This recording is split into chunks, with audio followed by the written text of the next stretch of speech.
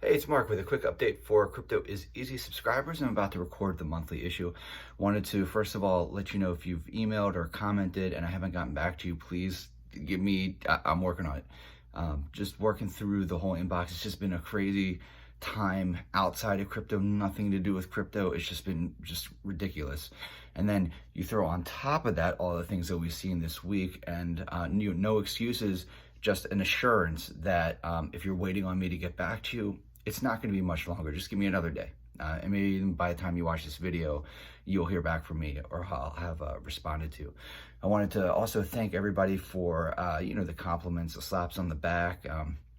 I don't make any predictions. There's no reason that any of these things had to come out the way. The only thing I've done for, since I started this newsletter is just pointing out the bigger perspective, right? The go beyond the day-to-day, look at what's going on, the bigger shifts and movements and momentum that are happening in the markets, that we all have perspective, right? A lot of times what I say is, I'll get criticized a little bit for being 50-50, it could go up, it could go down.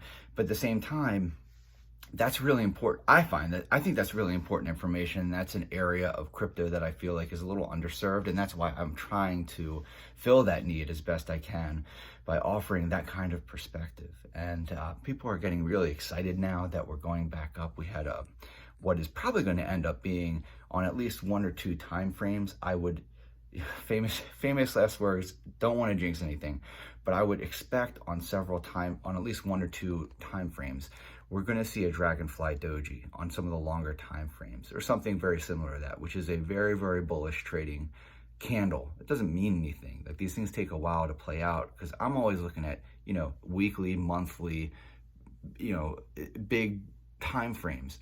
As it's great to be excited.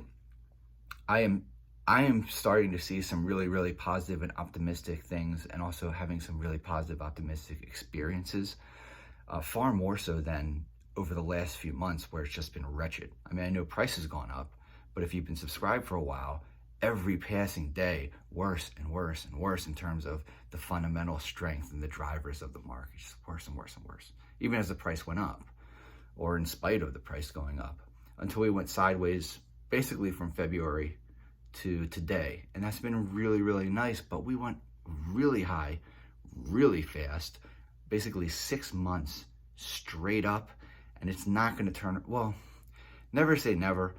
I'm not of the mindset right now that this thing's just going to turn around, V recovery, boom, and we're off to the races. I think people focus a lot on 2017, and that's good. It's important. I mean, look, it happened. It's experience, it's data, it's perspective.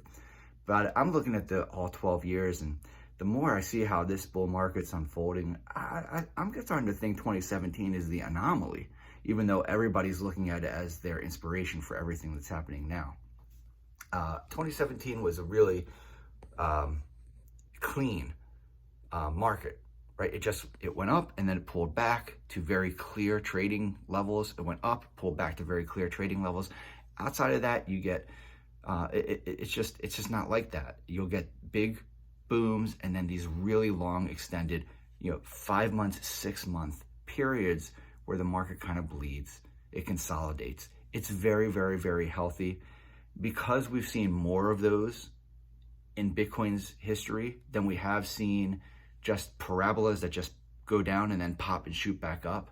I'm more inclined to think we're going to get something like 2012, twice in 2012, the latter part of 2015 into 2016, and then it's the entire end of 2016, the entire end of 2019, for months on end where the price basically went sideways, right? It went down and then it went sideways, or it went sideways and then down, and then it kind of, climbed its way back up. We'll just have to see how it goes. Just saying, no pats on the back. It's all perspective. I don't make decisions. Like I said, I don't make decisions on a lot of the things that I talk about, but it's important because you want to have realistic expectations. YouTube is never going to give you realistic expectations. But when you get perspective around what's going on, you look at the history, well, maybe then we can get some realistic expectations. And hopefully that's something that I can continue to provide. And the slaps on the back, the claps on the back, those are going to come with the really big, massive shifts in the market. If you're subscribed, if you follow the plan, we'll be ahead of those. sometimes so far ahead, you're going to be like, Mark, what are you doing? This is stupid. This is crazy.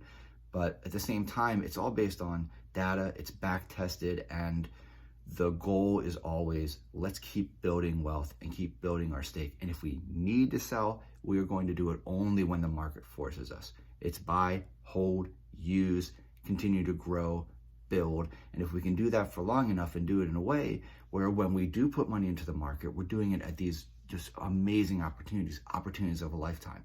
And maybe this time we'll have months to just average in. And maybe the price still just kind of oscillates between, 30,000 to 50,000 for a few months or something like that. We'll see. But the strength in the market is what I'm going to be looking for, and that's what I'm really honed in on right now. Where's the strength? Is the strength coming back in the market? And those are the kind of things that I'm going to talk about. And it's nice to spot certain trends, plot those out, and then have those things come true. But that's not the point. The point is, we knew to expect something. We knew that the market was going to go sideways or down, and probably both. And it did that. Whether it's because wick off or prices or trading chart or whatever, it's just we knew to expect it. And then it's just waiting for that perfect opportunity, waiting for those opportunities of a lifetime, so that whenever the market turns around, we don't need to chase it. We're set. That's the goal. Relax and enjoy the ride.